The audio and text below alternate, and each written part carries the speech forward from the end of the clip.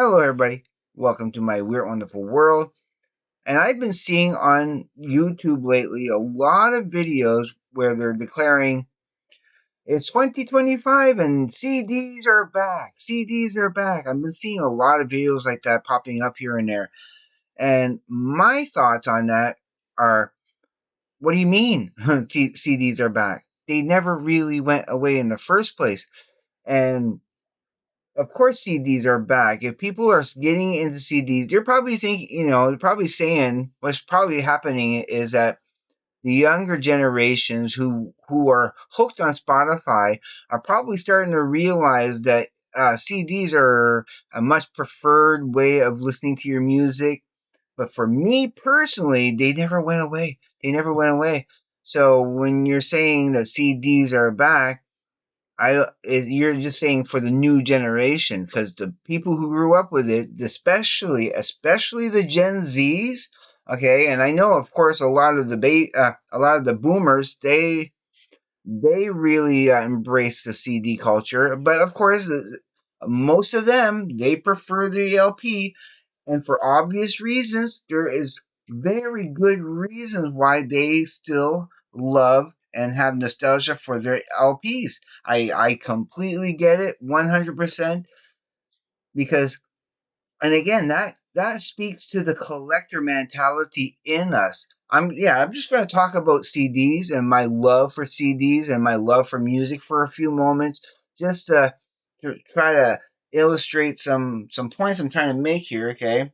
Because what I like about CDs is that they're, and I'm just bringing one up here for at random, okay?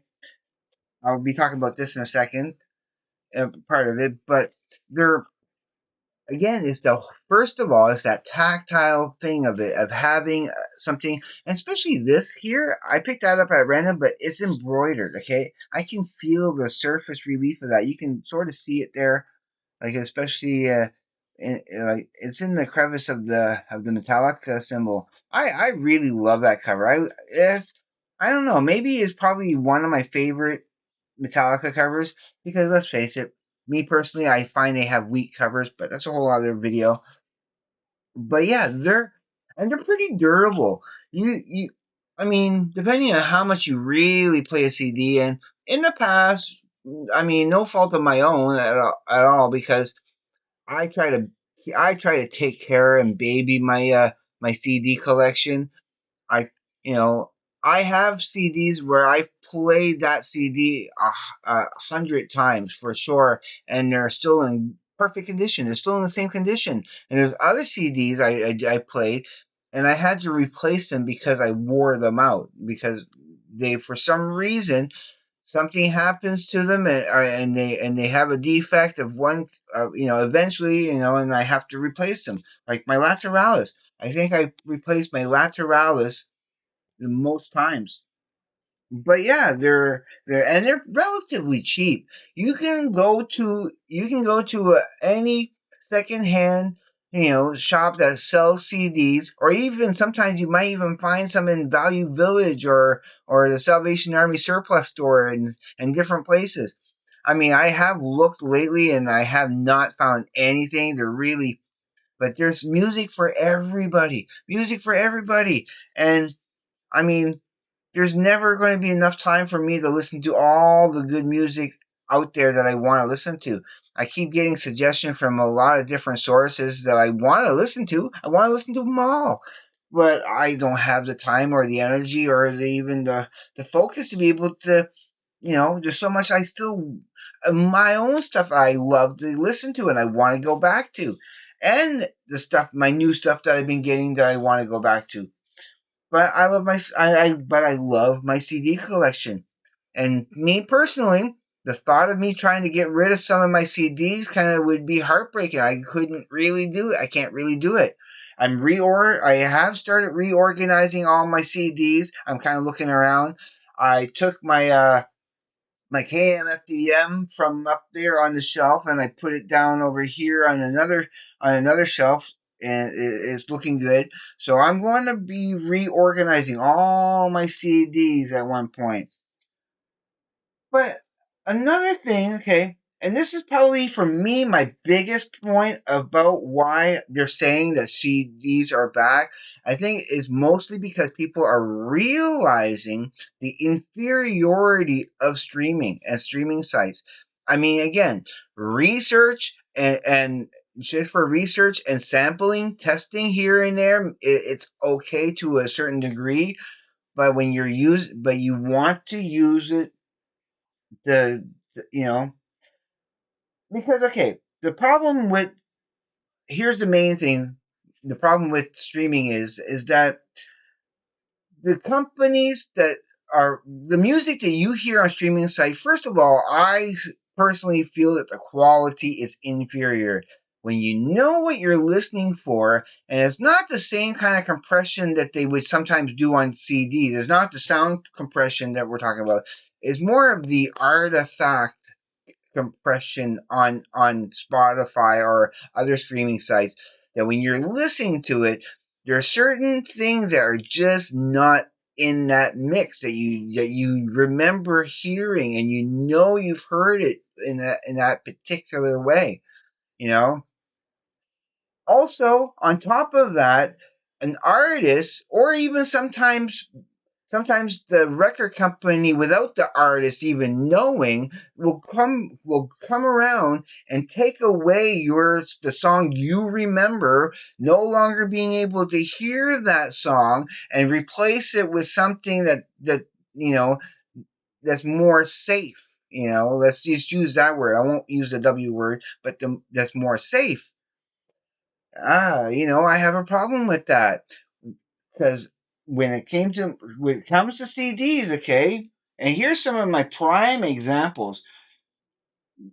I can curate my own very like I have a controlled library. I control my library. I'm not at the whim of streaming sites to control my library, I if I'm looking for a particular song, the satisfaction of finding that particular song that I'm looking for is that there's an elation to finally getting that one piece of song that you wanted and that you're not going to get from Spotify. They're always going to change it to suit their own needs, their own little greed. I don't want to rent my music. I want to own my music because here's my first example, okay? I had gotten this, which is the 80s one hit wonders. It's the two disc, you know, kind of all the songs I liked from the 80s that I wanted, but mainly the top song that I really wanted to get that was on this was and it's on side CD1 track number 7. Wouldn't it be good, Nick Kershaw? Okay. But here's the thing with this CD. It's the original artist, okay? Completely 100% the original artist. Every artist in here is the artist who created the song and made the song. But every single song in here is a remix. They do none of these songs sound at all close, but just off enough to say that's not the song I grew up with. That's not these are not the versions of the songs that I would be looking for if I want to get any of these other songs, you know? So it's like so when I had the chance and I went and paid full price for it and I brand new at Frank's Music because it's worth having the actual songs that I'm looking for. So I had to get the Essential Nick Kershaw, just in order to be able to get, Wouldn't It Be Good, which is the first track. And it is the version that I grew up on. It's the version I love, and yeah, it's awesome. And the added bonus of getting this is now I also have the riddle, the original version of the riddle. For the longest time, I was listening to the Gigi D'Angelo mix of it, his cover version of it, which I really love, with the whistling and all that. But having the actual song, it's so worth having it. So now I got two different versions of the same song, the original version and a remix. So and I'm keeping both for sure. I love having this because there's, even though it's not exactly the songs as I remember, they're close enough, and it gives you a different take on it, a very different take on it, and I love that. And the same goes with this here. I have been looking to get this particular song for the longest time, and then the first time I actually found it, right, I had gotten this Animal Magic, The Animals, and it has on track 4 San Franciscan Nights. Okay, as soon as I saw it, I didn't get them to play it or anything. I bought it, I brought it home, I played it. It was not the version of San Francisco Nights that I wanted. And then I listened, and then every time I went back to spin it, because I bought this secondhand at Spin It, it was it was $8, and it's worth it. All the other songs are great. All the other songs are actually the versions, the proper versions, like House of the Rising Sun and Don't Let Me Be Misunderstood and We Gotta Get Out of This Place. Those are the proper versions I grew up on. But when it came to San Francisco Night, I was so disappointed. So disappointed. So about a couple of weeks ago, when I was in Spin It Again, and I saw that the best of Eric Burden and the Animals, and then I saw that track 7, I believe is track 8, San Francisco Nights. I had to get them to play it. I had to get them to play it in the store to make sure that it was the right copy of that song. So now I have the proper copy of the song. But again, I actually love that I have two different versions now of the same song from two different, so it pleases me.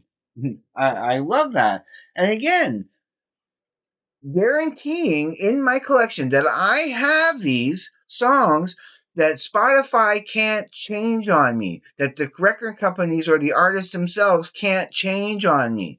And so those songs that you grew up loving, you know, and I like that, um, I'll bring up my just very quickly.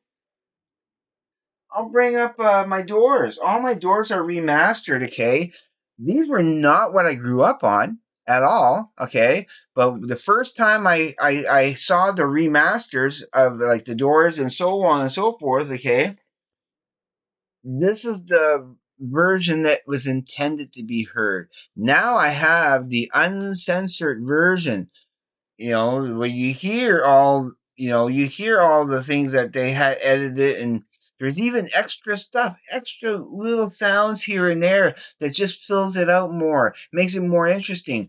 The first time I heard the remaster, it was really like listening to it for the first time all over again. Even though I was familiar with it, I was hearing so much. It was like, wow, I can place that. I can place that. So having these remasters was, yeah, like priority. I don't even want to hear the original copies of those because it's just, it truly is inferior. And speaking of, okay, now I'm going to keep both copies because it's interesting. Since getting number one in heaven by Sparks here, okay, this 40, not this one. Oh, sorry, not this one. This one here, the 40th anniversary, okay. You see it better with the sticker here. Yeah, the number one in heaven, the 45th anniversary edition, double CD with bonus tracks and everything. Okay, now just playing that first CD of the 6 songs, it's like I remember the first time hearing the remaster and feeling that, oh, it sounds great. I can pick out immediately, even though I can't pick out exactly what it was that was different. I love listening to this. I think out of all the Sparks albums I have, I think I played this one pretty much the most because it's only half an hour long. It's something easy to digest. I mean, although on the other ones I played a lot is Angst in My Pants. Um, definitely, definitely Propaganda. And I've been playing a lot of The Girls Crying in Their Latte. Those three in particular, I've been playing a lot. You know, when I get a chance to want to listen to Sparks, when I want to listen to something rather than just like listening to it to get it out of the way, which I like doing too because it usually perks up the CDs that are a little bit lesser for Sparks. But the ones that I gravitate to, yeah. But but the other day, okay, I had played this, like I said, like at least a good dozen times now already since getting that. I really really love it. But I played this, okay, the original copy I had. I only had played it maybe once or twice before, like about two or three times before getting the remaster special edition anniversary. But I can hear a difference. I can hear a difference. For some reason, this album here, the remaster feels it sound. All I can describe it is that it sounds fuller. I can't pinpoint exactly what's different, but it sounds fuller. It sounds more dynamic. This kind of this one, it sounds great. There's nothing wrong with it. If I only had this, I wouldn't see any problem with it. I would still love it just the same. But something about this sounds just a little bit more richer. I found when I played this back again after playing this like a dozen times, it was lacking. It was lacking a little bit. So it's like, yeah, yeah, okay. I'm still gonna keep it because it's an interesting curiosity. I probably could give it away and share it with somebody. Eventually, I might, but for now, I do actually like having both copies. Yeah, so yeah, that's that for that. I'm bringing back the Metallica for a second, okay? This is kind of a quick little sidebar before I let you go. I don't want to make this longer than 20 minutes, but 20 minutes was my limit for this. When I was first listening, like, okay, I had to get, of course, Garage Inc. because not only does it have Garage Days, which I really love, those awesome 5 songs EP that they put out, it has the stuff from the Garage Days Revisited, which was kind of which these 2 songs were on. You used to be able to buy a copy of Kill 'Em All with Am I Evil and Blitzkrieg on it, but now you don't need to. Now I have Kill 'Em All as Kill 'Em All, and my Blitzkrieg and Am I Evil are on this, but it has the stuff like Bread Fan, the Prince, Stone Cold Crazy, So What, Killing Time, those stuff from the cassette singles, like the one cassette single that they used to have in that, and the like the Harvester of Sorrow or the Sword of Straw, I think it was. But it has this also has It's Electric on there, which you usually only hear from a compilation it was in the Electra anniversary, and I wish I had that CD set with that had that Metallica It's Electric on it, because it has some really interesting other songs on there that I would yeah. So yeah, this had to get it. But why I'm bringing up Injustice for All is because another, like, this is a side note, it's sort of related. When I was a kid, okay, you used to be able, like, you had, like, when it came on the album, I had this on cassette. And you had, like, the track for one on the album is 7 minutes and 26 minutes long. That's 7 minutes and 26 seconds long. And I remember that for the video, they made a video and they had a shorter cut of the song that was like 5 minutes and something. They cut out like 2 full minutes out of the song or something. And I remember on, like, when cassettes were a thing back in the 80s, or like in the late 80s, when especially when this came out, me trying to to to pause it and get it and try to get it perfect because I can hear where the cuts were in the 5 minute video for Metallica one, that I was trying to make my own 5 minute version using the 7 minute version from one cassette and on a blank tape, try to pause it, to try to edit it myself to see if I can come up with a clean sounding version of the. I never could quite master it. I come super close at matching where the cut is, but it never sounded exactly. Now I don't have that 5 minute cut, like that they did. Because there is a version of it somewhere you can get. I mean, what's on the second CD here is just demos and rough mixes, right? But to be able to get that 5 minute Metallica edit of it, I don't know, just for nostalgia sakes, because I remembered the effort that I put into trying to get a perfect. I must have spent at least a good 3 hours of an afternoon, like with two, rewind, play it, and trying to pause it when I think it's at the right spot, and then repausing it where. Yeah, I did that. I did that. And I love those memories of me doing that. It's just the best of memories. All right, that's enough for that subject. But yeah, I love CDs. But everybody's saying that CDs are back. No, you gotta. They never left. They never left. They're just being rediscovered. I think they're just people are starting just to wake up and realize, hey, CDs are superior in so many ways. They're for me personally, they're the best sounding quality that you can get your music. Period. That's fight me on it. All right. I'm gonna let you go now. If you haven't subscribed to my channels, please do. This is a little bit clickbaity, just a little bit because of Scott Lade's clickbait wheat thing. But if you haven't subscribed, please do because I will love you forever, greatly appreciated. Don't be afraid to hit that like button, comment. I do my best to try to get to people's comments. If you comment while I'm at work, I'll read your comment and leave a like, but if I don't comment right away, don't worry. I'll still try to comment once I get home later. You know, this weekend it's going to be a long weekend for me, so I'm going to be getting that ready very soon. As soon as I'm done posting this, I want to set up a schedule for the my live stream on Saturday. I don't know exactly what to call the live stream yet, or I know it's still always going to be about music talk, regardless. I do want to talk about music, and I just want to just kind of be random and just it's just an excuse to hang out with you guys because I love doing that.